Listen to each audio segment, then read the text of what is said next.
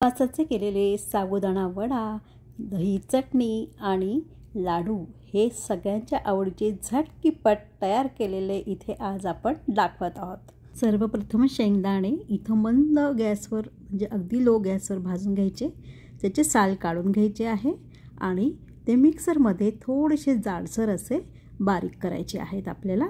नंतर गुळाचा पॅक करायचा आहे, त्याच्यात गुळ व्यवस्थित मिक्स करून घ्यायचा आहे, त्यात तूप टाकायचं आहे आणि हे सर्व पाक आपल्याला दाण्याच्या कूटमध्ये घालायचं।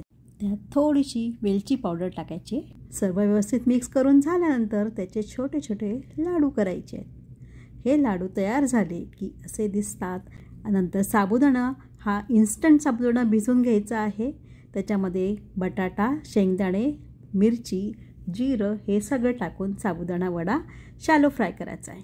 अशी उपासाची थाळी साबुदाणा वडा, गोड दही, पापड आणि लाडू याची तयार झाली आहे।